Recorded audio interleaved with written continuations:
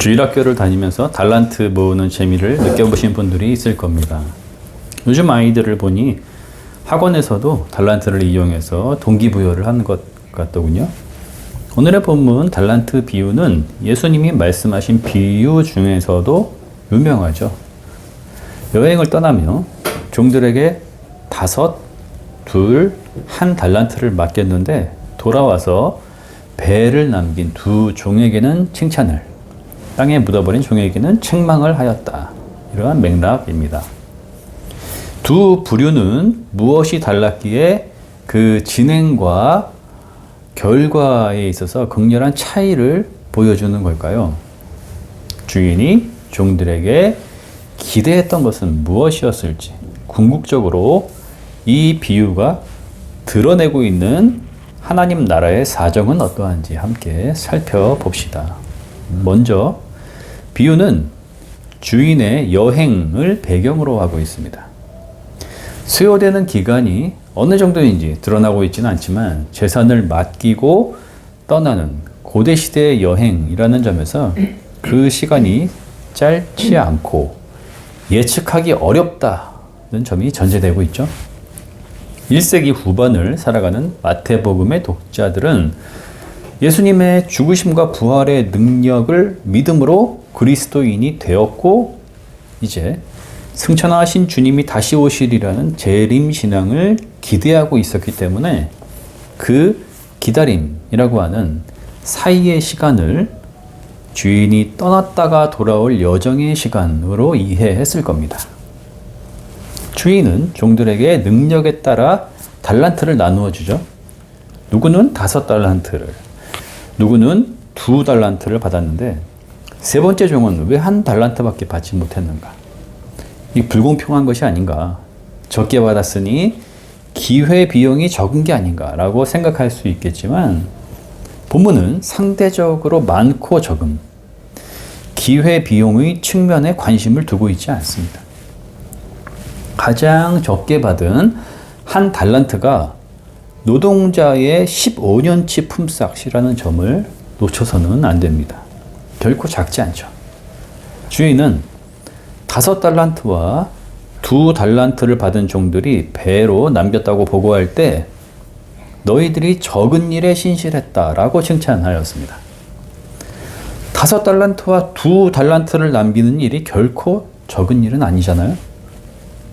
주인은 우리가 생각하는 기준, 즉 얼만큼을 가지고 어느 정도를 남겼는가라고 하는 셈의 관점으로 접근하고 있지 않습니다. 다른 관점으로 보고 있다는 거죠.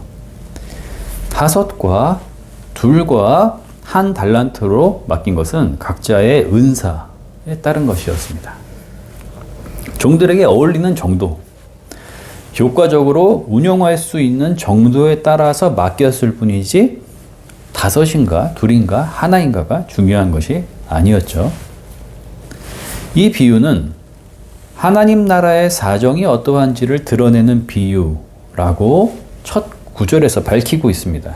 즉 달란트를 배로 남기는 일, 이윤을 남기기 위해서 각오해야 하는 모험, 이윤을 남기지 못하는 무능함에 대한 책망 등의 관점으로 읽는 것이 아니라 주인, 곧 하나님 나라를 열어주시는 예수 그리스도는 어떠한 분이시며 우리와의 어떠한 관계성을 원하시는지, 우리는 그 관계성을 근거로 어떻게 기다림의 시간을 살아가야 하는지의 관점으로 읽어야 한다는 것입니다. 종들은 모두 주인에게 달란트를 받습니다. 그것은 은사이고 장차 귀하게 쓰일 능력이 되기도 하죠. 그들이 받은 달란트는 다음과 같다고 할 수 있습니다. 그리스도인으로서 누리는 제자됨의 기쁨, 부활의 능력, 죄와 죽음으로부터 해방된 믿는 자의 현실, 새롭게 된 피조물로서 바라보게 된 삶과 세계에 대한 관점, 곧 하나님 나라를 누리는 일상입니다. 이 비유에서 중요하게 다루고 있는 관점은 무엇보다 이 달란트를 부여하고 있는 주인과 그것을 받고 있는 종들과의 관계성입니다. 5과 2를 받은 종들은 받자마자 곧 그것을 가지고 나가서 장사를 하였고 5과 2 달란트를 더 남겼습니다. 그들은 먼저 받은 은사, 선물, 능력을 가지고서 기대감을 가지고 세상으로 나아갔죠. 짧지 않은 시간 동안에 많은 삶의 과정들과 우여곡절들이 있었으리라는 것을 직감할 수 있습니다. 그 전체의 시간과 과정을 설명하는 짧은 요약은 돌아온 주인이 결산할 때 이들에게 해준 말 속에 담겨 있습니다. 착하고 신실한 종아, 내가 적은 일에 신실하였구나. 입니다. 그들은 사소한 삶의 순간들, 무시할 만한 관계들, 적다고 여겨지는 이들과의 만남들, 계절과 날들과 시간들 속에서의 삶의 태도가 무엇보다 주인과의 관계에 있어서 그 태도가 신실했다는 것입니다. 그 달란트의 의미를 잘 알고 있었고 맡기신 주인의 뜻과 기대를 중심에 품고 있었으며 주인과의 만남을 항상 기다리며 살았기 때문입니다. 확실히 신실은 무관심과 무정함을 용납하지 않습니다. 신실은 순간에 집중하게 하고 집중은 깊은 차원을 경험하게 하지요. 자기 자신에 대한 집중이나 명상에 대해서 말하려고 하는 것이 아닙니다. 하나님 나라를 품고 있고 하나님 나라를 열어보이고 있는 일상에서의 하나님의 섭리들과 아름다움들을 보고 느끼며 경험하는 차원을 말하려고 하는 것인데 철저히 예수 그리스도를 통해서 의식하게 된 것들이죠. 우리와 동일하게 육신을 입고 살아가신 주님, 부활의 능력으로 새롭게 하시는 주님, 생명의 완성을 이루어 주실 주님의 재림 때까지 희망으로 열어놓고 계시는 현실, 이러한 꽉 찬 신비로서 정직하게 삶과 세계를 대면하는 것입니다. 5과 2를 받은 종들은 이렇게 능력과 기대와 신실의 시간들을 지나가며, 다시 말해 변화를 통과해 가며 다시 오시는 주인을 만나고 있습니다. 하나님 나라가 주인과 종들의 관계성의 차원에서 먼저 강조되고 있다면 두 번째 차원에서 강조되고 있는 것은 변화의 관점입니다. 하나님 나라의 속성은 변화입니다. 생명력 넘치는 시간들, 2배 이상으로 자라나는 성장의 과정들을 거치며 마치 누룩의 빵이 부풀듯 하나님 나라의 완성을 향하여 나아갑니다. 그들의 소망은 현실이 되었죠. 주인은 이제 내가 많은 일을 내게 맡기겠다. 와서 주인과 함께 기쁨을 누리자 라고 말씀해 주심으로써 종들은 주인의 기쁨의 잔치에 참여하는 영광을 얻게 됩니다. 종말에 있을 하나님 나라의 잔치에서 누리는 최고의 명예와 축복, 생명 완성을 경험하게 되는 것이죠. 반면 한 달란트를 받은 종은 그것을 가지고 가서 땅에 묻어두었다고 하며 달란트의 의미와 가치, 은사로 부여하시는 주인의 기대와 뜻은 모두 땅속에 묻혀버리고 말았습니다. 그 엄청난 능력은 그냥 잊혀지고 말죠. 어느 정도의 시간이 흘렀을 것이고 그도 돌아온 주인과의 결산을 맞이하게 되었지만 복음의 능력과 하나님 나라의 현실이라고 할 수 있는 달란트의 차원에서 그가 지나온 시간과 과정들에 대해서 말할 수 있는 것들은 아무것도 없습니다. 그의 상황 역시 주인의 응답에서 찾을 수 있죠. 악하고 게으른 종아, 너는 내가 심지 않은 데서 거두고 뿌리지 않은 데서 모으는 줄 알았다. 그는 주인을 오해하고 있었고 달란트를 맡긴 것에 대해서 오히려 불편한 마음을 품고 있었으며 자신은 책임을 추궁받을 일을 하지 않았다라고 항변하고 있습니다. 그가 바라본 주인은 그야말로 지독한 장사꾼, 무거운 짐을 지우는 자, 두려운 심판의 대상일 뿐이었습니다. 그는 세상으로 나가는 대신에 이것을 어떻게 처리할지 골몰했고 땅을 파서 숨겨버렸죠. 그리고 주인은 이런 사람이니까 나는 이렇게 한 것이야 라고 자기 합리화하였습니다. 앞선 두 종이 보였던 삶의 태도인 기대와 신실 대신엔 이 종은 무정함, 의무감과 강박, 두려움과 독설의 태도를 보여주고 있습니다. 주인을 다시 만나기까지의 시간이 그에겐 하루하루 오지 않았으면 하는 두려움의 날들이거나 될 대로 되라 하는 식으로 무관심한 날들이 아니었을까요? 그는 하나님 나라가 가진 변화의 차원을 거부함으로써 삶이 무뎌지다가 소진되고 말았습니다. 우리는 모두 주님으로부터 달란트를 받은 사람들입니다. 십자가와 부활의 능력, 곧 복음으로 열린 하나님 나라는 인류 누구나에게 열려 있는데 특히 오늘의 비유가 마태복음의 독자들인 마태 교회에 주어지고 있다는 점은 중요합니다.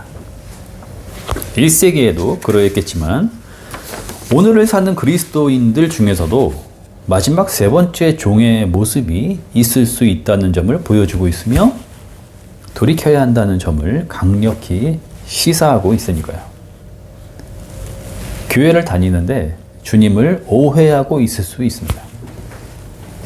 지독한 장사꾼처럼 주님을 give and take, 돌려받기를 원하시는 분? 이 정도, 아니 더한 의무와 부담을 요구하고 삶을 경직되게 만드시는 분으로 생각함으로써 빛나는 자유와 해방의 복음을 땅에 묻어둔 채 율법주의자처럼 아니면 위선자처럼 힘겹고 무정하게 교회 생활을 하거나 일상을 살아가는 사람들이 있을 수 있습니다. 왜 나에겐 이렇게 보잘것없는 능력과 힘든 환경과 운명이 짐처럼 주어지는가? 대체 기독교 신앙은 나에게 뭔가? 라는 생각에 빠진 이들도 있을 수 있습니다. 하나님은 인간의 원망의 대상이 되실 수 없고 나를 시험에 빠지게 하시는 분도 아니시죠. 복음의 능력과 하나님 나라는 원망, 자기 연민과는 상관이 없습니다.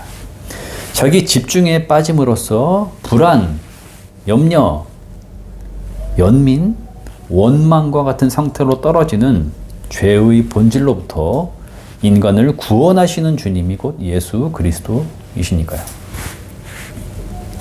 하나님께 버림받은 것 같은 절망의 극단에서도 하나님은 우리를 지키시고 구원하시며 사랑하신다는 것, 생명의 부활로 일으키시는 아버지라는 사실을 십자가 사건은 명확히 증거하고 있습니다.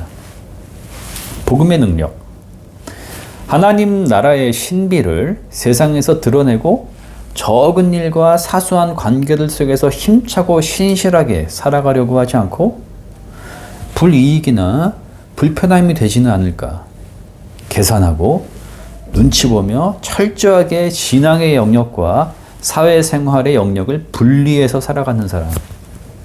교회 다니지만 세상에서는 누구보다 차갑고 냉소적이며 독설가로 살아가는 사람.